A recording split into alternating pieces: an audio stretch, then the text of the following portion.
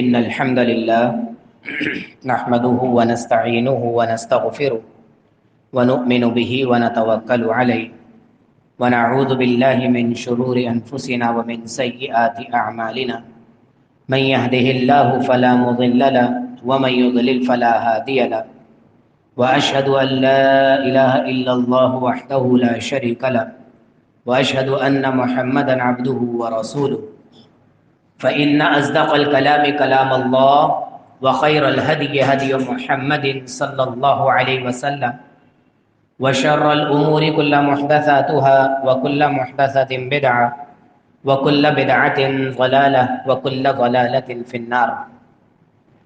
أعوذ بالله السميع العليم من الشيطان الرجيم من همزه ونفخه ونفثه. بسم الله الرحمن الرحيم.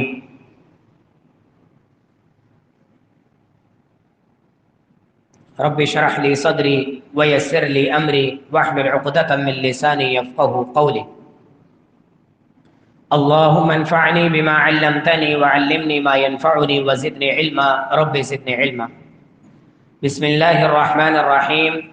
يا أيها الناس اتقوا ربكم الذي خلقكم من نفس واحدة وخلق منها زوجها وبث منهما رجالا كثيرا ونساء واتقوا الله الذي تساءلون به والأرحام إن الله كان عليكم رقيبا.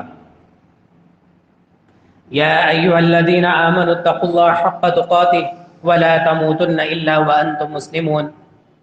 يا أيها الذين آمنوا اتقوا الله وقولوا قولا سديدا يصلح لكم أعمالكم ويغفر لكم ذنوبكم ومن يطع الله ورسوله فقد فاز فوزا عظيما. اللهم صل على محمد وعلى آل محمد كما صليت على إبراهيم وعلى آل إبراهيم إنك حميد مجيد. اللهم بارك على محمد وعلى آل محمد كما باركت على إبراهيم وعلى آل إبراهيم إنك حميد مجيد. تمام تر تعریفات، تسبیحات، تقدیسات، تمجیدات، تحلیلات، ہر طرح کے بڑائی، کبریائی اور تعریفی والے کلمات اس اکیلے اللہ تبارکہ و تعالی کے لیے ہیں جو ہم سب کا پالن ہار ہے، ہم سب کو پالنے والا ہے، ہماری ضروریات کو پورا کرنے والا ہے، ہماری بگڑیوں کو سنوارنے والا ہے اور ہمارے مسائل کا بہترین حل نکالنے والا ہے، ہمیں مشکلات سے نکالنے والا ہے۔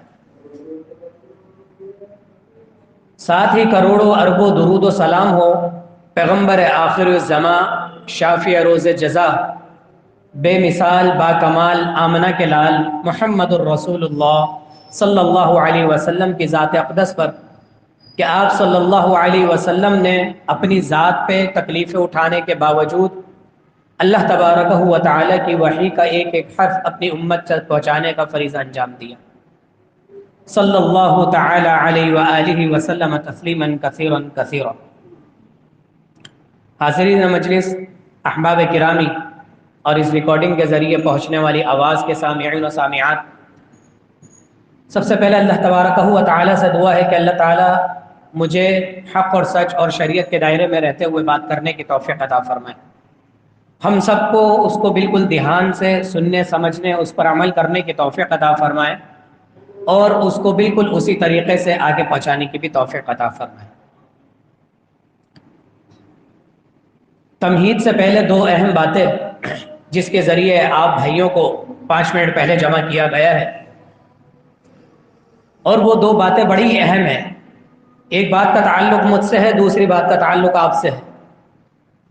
وہ باتیں کیا ہیں کہ جب یہ بات کہی جاتی ہے اکثر جمعے میں یا ہر بیان میں کہ اللہ تبارکہ و تعالی مجھے حق اور سچ اور شریعت کے مطابق بات کرنے کی توفیق عطا فرمائے، تو یہ صرف رٹے رٹائے الفاظ نہیں ہیں، یہ باقاعدہ ایک دعا ہے اور اس دعا پر پوری طریقے سے عمل کرنے کی کوشش کی جاتی ہے کہ جو بات بھی ہو قرآن و حدیث کی روشنی میں ہو، آیتوں کا ترجمہ سنایا جائے، حوالہ دیا جائے، یہاں تک کہ اگر کوئی مثال بیان کی جا رہی ہے وہ مثال بھی اگر قرآن سے بیان کر دی جائے تو سب سے بڑھ کر اس سے اچھی کوئی بات ہو ہی نہیں سکتی۔ اور اسی غرض کے لیے جب میں 2 دن پہلے اپنا جمعہ تیار کر رہا تھا اور یہی مثالیں لکھ رہا تھا، تو ہماری مسجد کے ایک نمازی میرے پاس آئے اور پوچھا کہ قاری صاحب کیا کر رہے ہیں؟ میں نے کہا جمعہ تیار کر رہا ہوں۔ پوچھا کہ کیا ٹاپک ہے؟ میں نے کہا آپ بتائیں کہ کیا ٹاپک ہے، کیونکہ 2 جمعے پہلے جو ٹاپک تھا اسی ٹاپک کو کنٹینیو کرنا ہے۔ اس میں ہم نے لکھا بھی تھا پارٹ 1، اس کا اگلا حصہ انشاءاللہ آج بیان ہوگا۔ لیکن جواب سن کر تھوڑی سی تکلیف یہ ہوئی کہ مجھے تو کچھ بھی یاد نہیں، مجھے کچھ بھی یاد نہیں۔ تو بتانے کا مقصد یہ ہے کہ اس منبر و محراب سے، اور تقریباً ہر منبر و محراب سے، باقاعدہ نمازیوں کی غلطیوں کو یا معاشرے کی غلطیوں کو دیکھ کر، پرکھ کر، اور اس طریقے سے ٹاپک کا جائزہ لیا جاتا ہے، لوگوں کو پڑھایا اور سمجھایا اور سکھلایا جاتا ہے۔ صرف ڈیوٹی کے انداز میں نہیں بلکہ عبادت کے انداز میں کی جاتی ہے۔ تو اس لیے آپ سب بھائیوں سے بھی گزارش یہ ہے کہ جو کچھ یہاں سے بیان ہو رہا ہے، کہیں سے بھی آپ سن رہے ہیں، اس کو یاد رکھیں، اس کو سمجھیں، اپنی زندگیوں میں شامل کریں، اور پھر آگے پہنچانے کی اس کی پوری کوشش کریں۔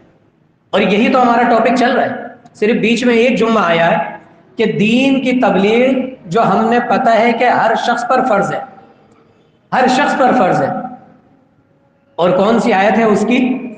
وہی سورہ آل عمران کی آیت نمبر 110، اخرجت للناس تأمرون بالمعروف وتنہون عن المنکر۔ اس آیت کے زمرے میں ہمارا پورا ٹاپک چل رہا ہے کہ دین کی تبلیغ ہر شخص نے پہنچانی ہے، یہ کسی عالم کا، قاری کا، حافظ کا، امام کا کام نہیں ہے۔ اگرچہ کام میں تھوڑا فرق ہے، لیکن ایک مسلمان کا، ادنے سے ادنا مسلمان کا، یہاں تک کہ خواتین کا بھی یہ فرض ہے۔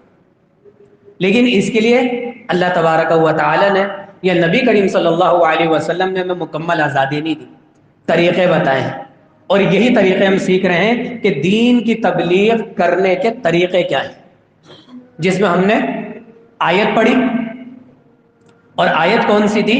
ادعو الی سبیل ربک بالحکمت والموعظۃ الحسنہ، سورۃ النحل کی آیت نمبر 125 ہے کہ ادعو الی سبیل ربک، اللہ کے راستے کی طرف بلانا ہے۔ کیسے بلانا ہے؟ بالحکمت، حکمت کے ساتھ۔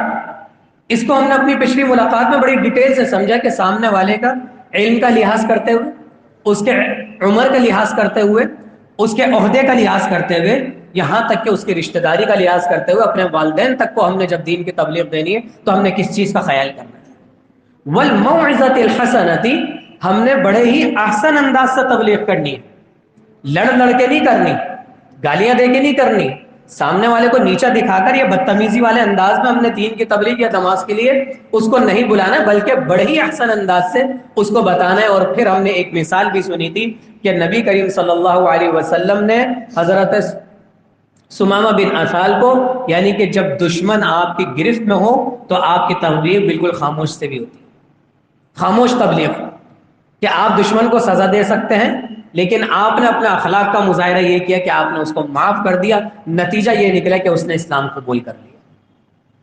تو صرف زبان کے ذریعے نہیں بلکہ معافی کے ذریعے خاموش تبلیغ بھی انسان کا ایک ہتھیار ہے۔ اب آ جاتے ہیں آج کا ہمارا جو موضوع ہے، دین کی تبلیغ کو پہنچانے کا تیسرا اور سب سے اہم پہلو، ادع الی سبیل ربک بالحکمت والموعظہ۔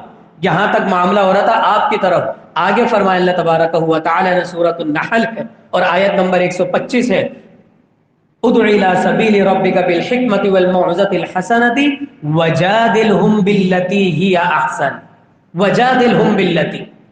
جب آپ کے ساتھ کوئی جھگڑا کرنے لگ جائے، جب سامنے والا بھی آپ کو دلائل دینے لگ جائے، وہ کہے کہ میری بات صحیح ہے اور آپ کہہ رہے ہیں کہ میری بات صحیح ہے، میں نے قرآن کی آیتیں پڑھی ہیں، میں نے باقاعدہ اتھینٹک علماء سے یہ بات سنی ہے، میں نے سمجھی ہے، میں نے اس کے اوپر ورک کیا ہے، میں نے تحقیق کی ہے، میں نے حدیثیں پڑھی ہیں، میں آپ کو جو مسئلہ سمجھا رہا ہوں وہ بالکل مسئلہ صحیح ہے، لیکن سامنے والا بولے کہ نہیں، جو بات میں کہہ رہا ہوں وہ صحیح ہے، وجادلہم باللتی ہی احسن۔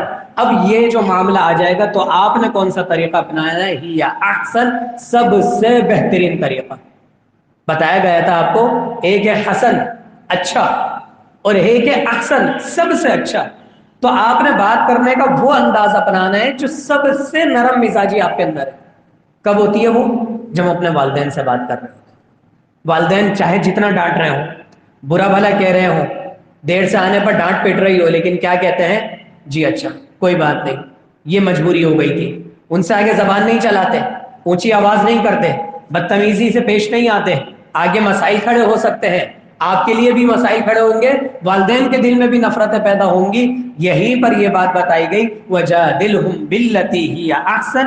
آپ جب کسی کو دین کی بات پہنچا رہے ہیں اور سامنے والا اڑ رہا ہے اور سامنے والا لڑائی اور جھگڑا کر رہا ہے آپ سے، بِالَّتِي هِيَ أَحْسَنُ، جو آپ کے اندر سب سے احسن انداز ہے نا بات کرنے کا، آپ اس کو وہ اپنا لیں، وہ اپنا لیں.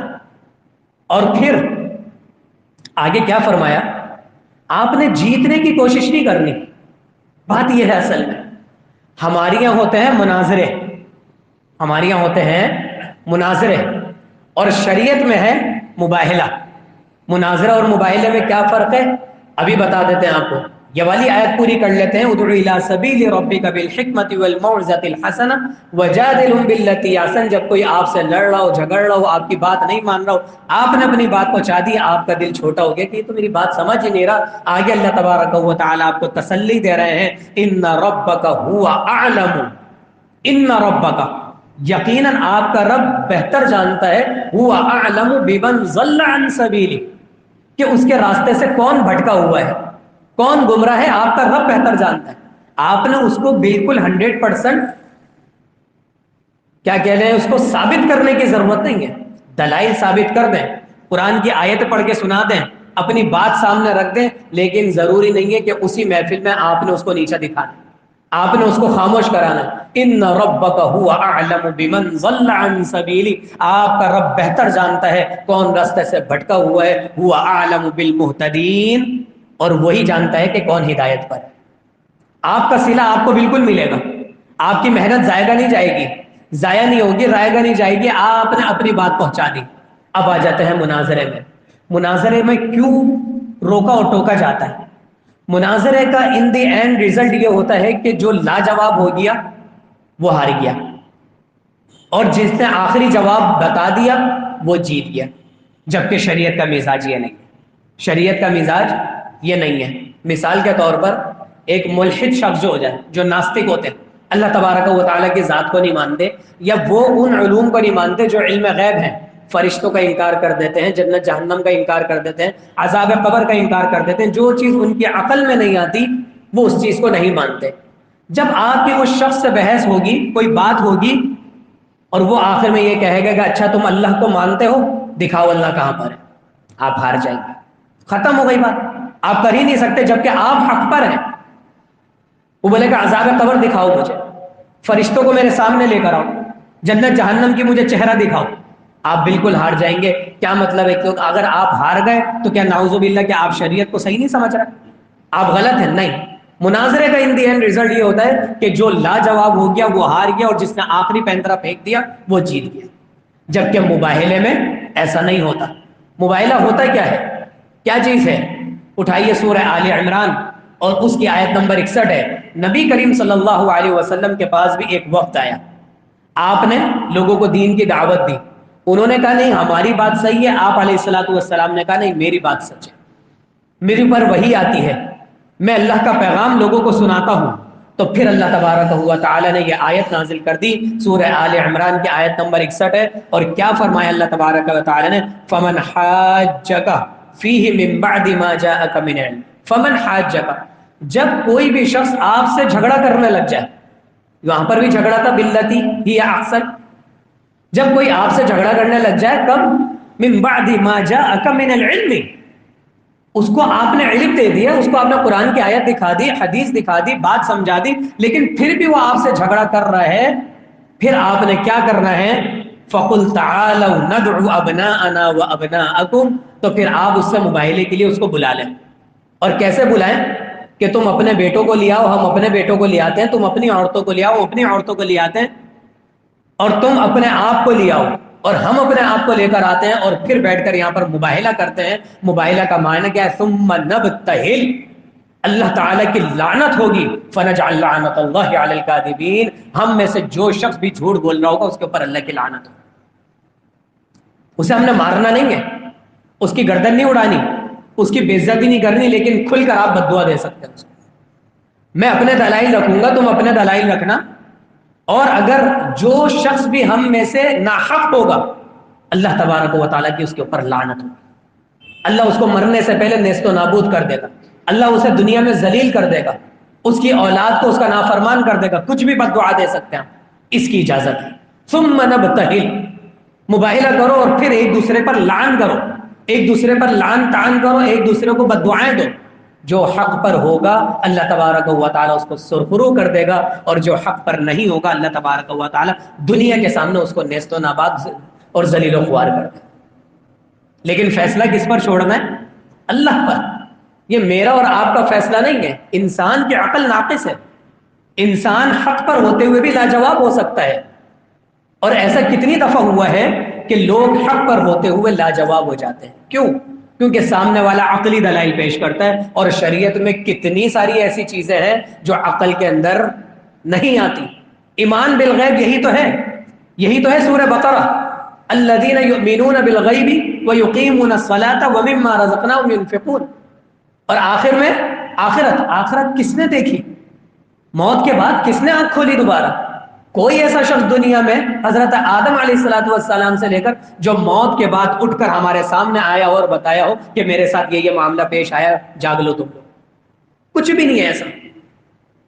تو علم غیب پر تو ہمارا ایمان رکھنا ہے ہم نے، تو اس لیے ہمیں مناظروں سے بچنا ہے، لڑائی جھگڑے سے بچنا ہے، دوسروں کو نیچا دکھانے سے بچنا ہے، جبکہ اپنی پوری کی پوری ذمہ داری ادا کرنی ہے۔ اب آ جائیے مثال، اب انسان کا ہو جاتا ہے تھوڑا سا دل چھوٹا کہ میں کوئی بات کر رہا ہوں اور وہ بات پوری نہیں ہو پا رہی، میری تو بے عزتی ہو گئی، یا میری بات کا معاملہ ایسا ہو گیا کہ میری لوگوں نے سنی نہیں، یا باطل جو ہے میرے سر پر ناچ رہا ہے، لوگوں کے سامنے باطل آئے گیا نہیں۔ اللہ تبارک و تعالی نے لوگوں کو تسلی دی ہے، کس بات کے لیے؟ ان باتوں کے لیے کہ اگر آپ نے اپنی ذمہ داری پوری کر دی، اور بظاہر آپ یہ سوچ رہے ہیں کہ سامنے والا بڑا تیز تھا، سامنے والا اپنے لوگوں کو لے کر آیا ہوا تھا، بظاہر اس کی جیت نظر آ رہی ہے، لیکن اللہ تبارک و تعالی نے فرمایا نہیں۔ مثال دیکھیے کتنی پیاری مثال ہے، آیت تھوڑی مشکل ہے، الفاظ تھوڑے مشکل ہیں، ہم پہلے ترجمہ سنیں گے اور تشریح میں سب کچھ سامنے آ جائے گا انشاءاللہ تبارک و تعالی۔ پارہ نمبر 13 ہے، سورت نمبر بھی 13 ہے، سورت الرعد ہے، اس کی آیت نمبر 17 ہے۔ اللہ تبارک و تعالی نے فرمایا، کیا فرماتا ہے اللہ تبارک و تعالی؟ انزل من السماء ماء فسالت اودیۃ بکملها۔ کیا ہے؟ جب اللہ تبارک و تعالی آسمان سے پانی کو برساتا ہے، فسالت اودیۃ بقدرها، تو وہ پانی جو ہے وہ وادیوں میں اپنا راستہ بناتا ہے، راستہ بناتے ہوئے چلتا ہے، اور پھر ایسا ہوتا ہے کہ ایک جگہ وہ سیلابی شکل اختیار کر کے ایک کنارے پر جاتا ہے جہاں پر اوپر اس کے جھاگ آ جاتا ہے۔ کیا آ جاتا ہے؟ جھاگ آ جاتا ہے۔ یہاں پر بات کو ختم کر دیا، اور پھر دوسری مثال دی، اور دوسری مثال کیا دی اللہ تبارک و تعالی نے؟ کہ لوگ کوئی دھات ہوتی ہے، سونا چاندی تانبا، اس کو آگ میں جلاتے ہیں، اور آگ میں جب جلاتے ہیں تو اس میں سے کچرا الگ نکالتے ہیں اور فائدہ مند چیزیں الگ نکالتے ہیں۔ یہ دو مثالیں دے کر یہاں پر فرمایا کہ کذالک یضرب اللہ الحق والباطل، اللہ تبارک و تعالی حق اور باطل کو اسی طریقے سے بیان کرتا ہے۔ اس کے اندر حق کیا ہے اور باطل کیا ہے؟ آگے سنیے، کذالک یضرب اللہ الحق والباطل فاما الزبد فیذهب جفاء، وہ جو جھاگ ہوتا ہے نا وہ تو تھوڑی دیر میں ختم ہو جاتا ہے، اور جو صاف پانی ہوتا ہے وہ زمین میں رک جاتا ہے۔ اور پھر آگے کیا فرمایا؟ وَأَمَّا مَا يَنْفَعُ النَّاسَ فَيَمْكُثُ فِي الْأَرْضِ، جو لوگوں کو فائدہ پہنچانے کی چیزیں وہ زمین میں رہ جاتی ہے۔ كَذَلِكَ يَضْرِبُ اللَّهُ الْأَمْثَالَ، اللہ تعالیٰ اسی طرح مثالیں بیان کرتا ہے۔ تھوڑی سی مشکل ہے لیکن سمجھ لیتے ہیں۔ جب طوفان آتا ہے، جب پانی کا تیز ریلا آتا ہے تو ہم اس سے ڈر جاتے ہیں، اور اس کے اوپر جو جھاگ ہے، اس کے اوپر جو جھاگ ہے وہ کیا فرما رہا ہے اللہ تبارک و تعالی کہ تمہیں لگے گا کہ شاید یہ اوپر چھا گیا، لیکن چند ہی منٹ میں، چند ہی سیکنڈ میں وہ جھاگ ختم ہو جاتا ہے، اور سامنے زمین پر کیا ٹھہر جاتا ہے؟ صاف پانی، صاف پانی ٹھہر جاتا ہے، اور اس سے لوگ فائدہ اٹھا لیتے ہیں۔ تو آپ کو بظاہر یہ لگے گا کہ سامنے والے نے مجھے چپ کرا دیا، شور شرابے کے ذریعے میری بات کو بٹھا دیا، لیکن آخر کار آپ کی بات کو اللہ تبارک و تعالی صاف ظاہر کر دے۔ دوسری بات کہ جب انسان کوئی دھات نکالتا ہے پہاڑوں سے، سونا ہے، چاندی ہے، تانبا ہے، اور اس کو جب جلایا جاتا ہے تو اس میں سے مکمل طور پر سونا چاندی نہیں نکلتا. کیا نکلتا ہے؟ اس میں سے کوٹھا بھی نکلتا ہے، اس میں سے کچرا بھی نکلتا ہے. اور پھر لیکن فائدہ کس چیز سے اٹھاتے ہیں لوگ؟ فائدہ کس چیز سے اٹھاتے ہیں؟ سونے سے، چاندی سے یا تانبے سے برتن بناتے ہیں، زیورات بناتے ہیں. انہی دونوں چیزوں سے فائدہ اٹھایا جاتا ہے. کبھی بھی یاد رکھیں، کچرا کوٹھا جتنا زیادہ ہو جائے وہ کبھی کسی کو فائدہ نہیں دے سکتا. باطل دلائل دینے والا مخالف جتنا شور کر لے، جتنے جلوس نکال لے، جتنی تعداد میں زیادہ ہو جائے، جتنے ممبر و محراب ان کے پاس آ جائیں، جتنی مساجد بنا لیں، وہ الیکٹرانک میڈیا کے یا سوشل میڈیا کے جتنے پلیٹ فارم پہ ویڈیوز بنا کے اپنے منہج کو پروموٹ کرتے رہیں، لیکن آخرکار فائدہ جو لوگوں کو ہونا ہے، نجات جس میں ہے وہ اسی میں ہے جو سونا تھوڑا سا نکلتا ہے، جو چاندی تھوڑی سی نکلتی ہے کوٹھے میں سے، کچرے میں سے، جو تانبا تھوڑا سا نکلتا ہے اس کے برتن بنتے ہیں. ورنہ ڈھیروں دیکھ لیں آپ، کچرا کنڈی میں ڈھیروں کچرا ہے لیکن کسی کام کا نہیں، کسی کام کا نہیں ہوتا. ہم کھانا کھاتے ہیں، ہم ساری چیزیں استعمال کرتے ہیں، اور ایک پلیٹ میں کھانا کھایا جاتا ہے، لیکن اسی گھر کا جو کچرا ہے پورا دن ڈسٹ بن بھر جاتا ہے. کچرا زیادہ نکل گیا اور کھانے کی چیز اتنی سی نکلی، لیکن فائدہ کس چیز نے دیا آپ کو؟ صحت کس چیز سے آئی؟ طیب کون سی چیز تھی اور خبیث کون سی چیز تھی؟ پاک کون سی چیز تھی، ناپاک کون سی چیز تھی؟ صحیح کیا تھا، غلط کیا تھا، جائز کیا تھا، ناجائز کیا تھا، اچھا کیا تھا، برا کیا تھا، ہر شخص جانتا ہے. اس لیے اللہ تبارک و تعالی نے کبھی بھی کوانٹٹی کو میٹر کیا ہی نہیں، ہمیشہ کوالٹی کو دیکھا ہے. فہم اکثرہم لا یعقلون، اکثر لوگ عقل نہیں رکھتے. فہم اکثرہم لا یعلمون، اکثر لوگ علم نہیں رکھتے. فہم اکثرہم لا یشعرون، اکثر لوگوں کو شعور نہیں ہے، کیونکہ ان کے سامنے دنیا ہے، دنیا کا مال و متاع ہے. ہار جیت کے فیصلے ان کی نظر میں دنیا میں ہو رہے ہیں. اس لیے اکثریت پر آپ نے کبھی بھی نظر نہیں رکھنی کہ یہ چند لوگ ہیں، یہ لوگ ایسی باتیں کر رہے ہیں. دنیا میں اتنے لوگ ہیں، کہیں وہ کیا غلط ہیں؟ صحیح غلط کا معیار قرآن، صحیح غلط کا معیار حدیث. دین کا تبلیغ کا کام میں نے اور آپ کے اوپر فرض ہے، لازمی پہنچانا ہے، لیکن اس کے لیے اپنے آپ کو دل چھوٹا نہیں کرنا. اللہ تبارک و تعالی سے سب سے پہلے دعا یہ کرنی ہے، یا اللہ ہم جو کچھ بھی پڑھ کے یہاں سے جاتے ہیں، جو کچھ بھی ہم یہاں سے سن کر جاتے ہیں، اپنے اندر پہ وس کرنے کی ہمیں توفیق عطا فرما دیں. ہم اپنے بھائیوں میں، اپنے دوستوں میں، اپنے بیوی بچوں میں، اپنے دوستوں میں، اپنی فیکٹریوں میں، دکانوں میں اس چیز کا پرچار کریں، یا کم سے کم اس چیز کو، ایک ہفتہ ہی تو ہوتا ہے، اگلے ہفتے تو پھر نیا ٹاپک آ جائے گا. اس ایک ہفتے میں ہم کم سے کم اپنے لوگوں کو وہ باتیں بتانے کی اور سکھانے کی کوشش کر لیں جو ہم نے ممبر و محراب سے سنی، جو آیتیں ہم نے قرآن کی سیکھی ہیں. اور یہ ریکارڈنگ کا مقصد کیا ہے؟ صرف یہی مقصد ہے کہ بار بار سنتے رہیں، قرآن کی آیتوں کو کھول کر بیٹھیں. قرآن سے جڑنا پڑے گا میرے بھائی، میرے عزیز، میرے محترم. روزانہ 1 یا 2 آیتوں کو پڑھنا پڑے گا، نمازوں میں آنا پڑے گا، علماء سے جڑنا پڑے گا. جب بھی کوئی چھوٹا سا سوال آپ کے ذہن میں آ جائے، علماء سے سوال کرنا پڑے گا، اپنے پاس سے نتائج نہیں نکالنے پڑیں گے. ورنہ یہی بھٹکنے کی سب سے پہلی راستہ ہے کہ میں اپنے پاس سے ان کو جواب دے دوں، میرے ذہن میں یہ آ رہا ہے بات. نہیں، علماء سے جڑنا پڑے گا، ان سے دوستی رکھنی پڑے گی، ان سے سوال جواب کرتے رہنا پڑیں گے. آج کل تو ہر چیز سوشل میڈیا کے ذریعے آسان، ہر شخص آپ کی گرفت میں آ گیا، آپ کی پہنچ میں آ گیا. اب تو ہم بھی کتابیں بہت کم اٹھاتے ہیں، اپلیکیشن کے ذریعے حدیثیں نکال لیتے ہیں، لوگوں کو بتا دیتے ہیں. اللہ تعالیٰ نے آسانی دی ہے، تو انہی آسانیوں کو چاہیے کہ مقتدیوں کو، نماز والیوں کو، نماز پڑھنے والوں کو، اور عام لوگوں کو بھی ان اپلیکیشن کا استعمال کرنا چاہیے. علماء کے ساتھ جڑے رہنا چاہیے، سوال جواب کرتے رہنا چاہیے، تاکہ علم آتا رہے، علم کو آگے پھیلاتے رہیں. نہیں تو اس کا نتیجہ بہت خطرناک نکلنے والا ہے میرے بھائی. اور کیا نتیجہ ہے؟ میں نے خود اسکول کالجز میں جا کر جائزہ لیا ہے. جو نسلوں کو پڑھایا اور سمجھایا جا رہا ہے، اللہ کی قسم دین کا اس سے دور دور تک کوئی تعلق نہیں، کوئی تعلق نہیں. میوزیکل کلاسز ہو رہی ہیں، اور ایسے ایسے دین کے نام پہ ایسے ایونٹ ہو رہے ہیں جس کا دین سے کوئی تعلق نہیں، بس ایک ایونٹ بنا دیا دین کے نام پر. ٹیچرز آ گئے قمیص شلوار پہن کر، پردے کا کوئی خیال نہیں ہے خواتین ٹیچرز کو. بھائی آپ دینی ایونٹ میں جا رہے ہیں، کم سے کم پردہ تو کر لیں. نہیں، جیسے شادیوں میں جا رہی ہیں ویسے تیار ہو کر آ رہی ہیں. بچوں کو پتہ ہی نہیں ہے، صرف ٹوپی پہن لی اور قمیص شلوار پہن لیا، سمجھ لیا یہ ایونٹ ہو گیا دینی. اس کے بعد اگلے دن سے وہی روش. تو اس دینی ایونٹ سے کیا سیکھا؟ یہ کیوں ہو رہا ہے؟ کیونکہ میں اور آپ مسجد میں آ کے بھی یہی کر رہے ہیں. جمعے کا دن ہے، جناب علی سب سے پہلے اسٹیٹس لگا دیا درود شریف کا. بہت اچھی بات ہے، لگائیں، بہت اچھی بات ہے، لیکن خود بھی اس پر عمل کریں، خود پڑھیں. دوسروں کو یاد دلا رہے ہیں، بہت اچھی بات ہے، لیکن اپنا عمل کیا ہے؟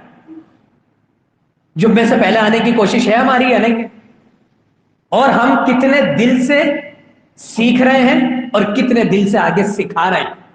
کیا نیت لے کر آ رہے ہیں اور کیا نیت لے کے جا رہے ہیں؟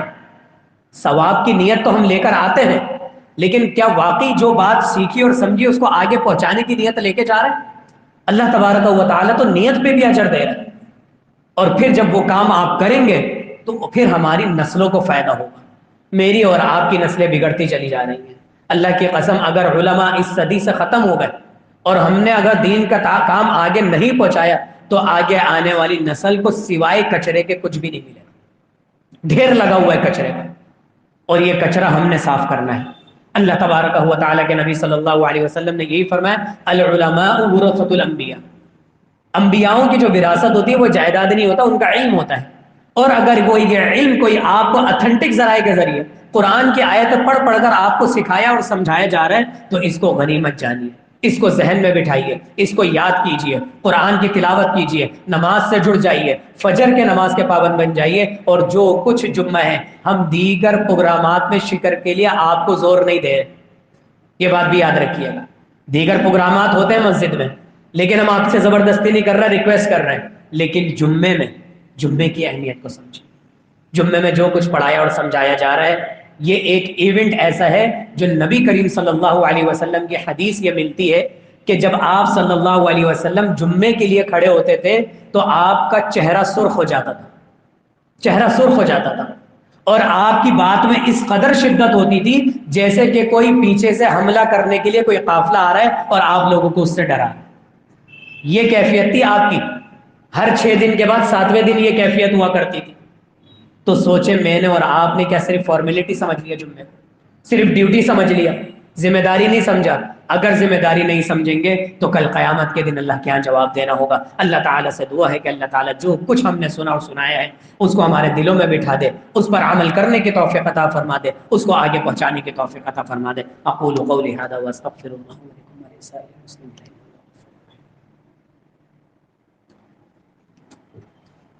نحمده ونصلي على رسوله الكريم اما بعد. اللهم صل على محمد وعلى آل محمد كما صليت على إبراهيم وعلى آل إبراهيم إنك حميد مجيد. اللهم بارك على محمد وعلى آل محمد كما باركت على إبراهيم وعلى آل إبراهيم إنك حميد مجيد. کچھ دعاؤں کی درخواستیں آئی ہوئی ہیں. یہ لوگ جو دعاؤں کا کہتے ہیں بڑے دل سے کہتے ہیں اور یہ سوچتے ہوئے کہتے ہیں کہ قاری صاحب کی دعا قبول ہوگی، لیکن میں یہ سمجھتا ہوں کہ ایسا نہیں. اجتماعی دعا میں جو طاقت ہے وہ کسی ایک فرد کی دعا میں ہے ہی. ہم صرف دعا کا کہہ سکتے ہیں، آپ سب کی آمین مل کر اس دعا کو قبول کرواتی ہے. ایک بہن ہے، انہوں نے رشتے کی درخواست کی ہے، اللہ تعالیٰ ان کا بہترین رشتہ کروا دے. ایک بہن ہے، بلکہ ایک والد صاحب انہوں نے اپنی بیٹی کے لیے امتحان میں کامیابی کا کہا ہے. اللہ تعالیٰ سے دعا ہے کہ اللہ تعالیٰ ان کو دین کے بھی تمام امتحانات میں کامیابی عطا فرمائے اور دنیاوی بھی جتنی پڑھائیاں ہیں پردے میں رہ کر وہ الحمدللہ بہن پڑھائی کرتی ہیں، اپنے والدین کا سہارا بننے کے لیے وہ دنیاوی پڑھائی حاصل کر رہی ہیں. اللہ تبارک و تعالیٰ ان کے گھر کے حالات بہتر کر دے، ان کے گھر میں خیر و برکت عطا فرما دے. دوسروں کے سامنے ہاتھ پھیلانے سے مجھے اور آپ کو، ہم سب کو اللہ تعالیٰ محفوظ فرمائے، ہم سب کے حلال روزیوں میں برکت عطا فرما دے. یا اللہ ہم سب کو فجر کی نماز کا پابند بنا دے. یا اللہ ہم سب کو والدین کی عزت احترام اور ان کا حق ادا کرنے والا بنا دے. ہمیں ایسی فرما بردار اولاد بنا دے کہ ہم گھر میں جائیں تو ہمارے والدین ہماری طرف دیکھ کر ان کا دل خوش ہو جائے. ہمیں ایسی اولاد بنا دے کہ ان کی خدمت کرنے والا بنا دے، ہم ان کے پیر دبانے والا بنا دے اللہ. اور ایسی اولاد بنا دے کہ انتقال کے بعد ان کے ہمارے لیے ان کے لیے ہمیں ان کے لیے صدقہ جاریہ بنا دے. ہمیں قرآن سے اس طریقے سے جوڑ دے جیسے قرآن سے جڑنے کا حق ہے. یا اللہ ہمیں قرآن کی تلاوت کا شوق پیدا کر دے ہمارے دل میں. یا اللہ ہمیں قرآن کا ترجمہ پڑھنے والا بنا دے، قرآن کے ترجمے کے ساتھ اس کی تفسیر پڑھنے والا بنا دے. ہمیں علماء سے محبت کرنے والا بنا دے، علماء کا بغض، علماء کی غیبتیں کرنا، علماء کو برا بھلا کہنا، ایسے لوگوں سے بھی ہم کو محفوظ فرما لے، اور ہماری زبانوں کو بھی ایسے کلمات سے محفوظ فرما لے۔ ہمیں اپنی ڈیوٹی انجام دینے کا یا اللہ ہمیں تو حق ادا کرنے والا بنا دے، دنیا میں نکل کر یا اللہ ہمیں سچ بولنے والا بنا دے، حلال روزی کمانے والا بنا دے، صاف ستھری ڈیلنگ کرنے والا بنا دے، اور یا اللہ ہیرا پھیری سے بچا لے، ہماری زبانوں کو گالیوں سے بچا لے، ہماری نظروں پہ ہمیں حفاظت کرنے والا بنا دے، یا اللہ ہماری تنہائیوں کو بھی پاک کر دے، یا اللہ ہماری محفلوں کو بھی پاک کر دے، یا اللہ میاں بیوی کے جھگڑوں سے ہم سب کو محفوظ فرما لے۔ طلاق کا ریشو بڑھتا جا رہا ہے، یا اللہ طلاق کے ریشو کو کم کر دے، میاں بیوی کے جتنے بھی جھگڑے ہیں، ان کے اندر جتنے معاملات ہیں، ان سب کو احسن انداز سے اللہ ختم کر دے، یا اللہ ہمارے دلوں کو پاک کر دے، ہماری زبانوں کو پاک کر دے، ہمارے غصے کو ختم کر دے، ہمیں نماز کا پابند بنا دے، اذان ہوتے ہی ہمارے دلوں میں نماز کی بے چینی پیدا فرما دے، یا اللہ ہمارے اپنے نیند کو ہمارے اوپر حاوی ہونے سے ہم سب کو بچا لے۔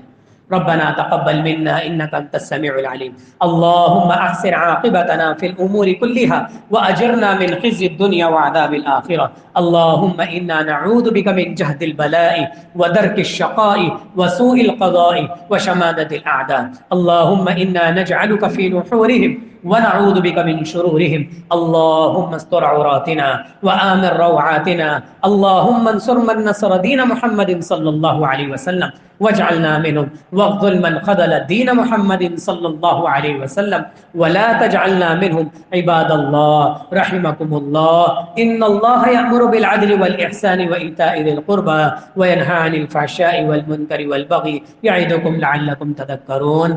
سیلاب زدگان کی درخواستیں آئی ہوئی ہیں میرے بھائی، یہ جوش تھوڑا سا کم ہو گیا ہمارے اندر سے، جوش تھوڑا سا کم ہو گیا، وہی پانی کے جھاگ کی طرح، بلبلے کی طرح ہمارا جوش کم ہو گیا ہے، ان کو نہیں بھولنا، کیونکہ ابھی معاملہ ایسا نہیں ہے کہ پانی بیٹھ گیا ہو یا معاملہ ختم ہو گیا ہو، کم سے کم 3 مہینے تک ابھی تک یہ معاملہ چلے گا۔ ہمیں اس چیز کا احساس ہے کہ کوئی بھی تاجر ایک دم اتنی بڑی اماؤنٹ نہیں نکال پاتا، ابھی اس نے 1 مہینہ اگر کوئی اماؤنٹ نکالی ہے تو وہ اگلے مہینے اتنی بڑی اماؤنٹ نہیں نکال سکتا، اس چیز کا ہمیں بھرپور احساس ہے، اس لیے ہم کہتے ہیں کہ اپنی ایک ٹیم بنائی جائے، 10 لوگوں کی بھی ایک ٹیم ہوگی، 1000 روپے آئیں گے، 10,000 روپے ویسے ہی جمع ہو جائیں گے، ایک فرد 10,000 روپے نہیں نکال سکتا، 2,000 روپے آئیں گے، 20,000 روپے، تو ہر شخص اپنے حلقہ احباب میں، اپنے دوستوں میں، اپنے رشتہ داروں میں، اپنے گھر والوں میں، جہاں تک اس کی پہنچ ہے وہاں تک بات پہنچانے کی توفیق عطا فرمائے۔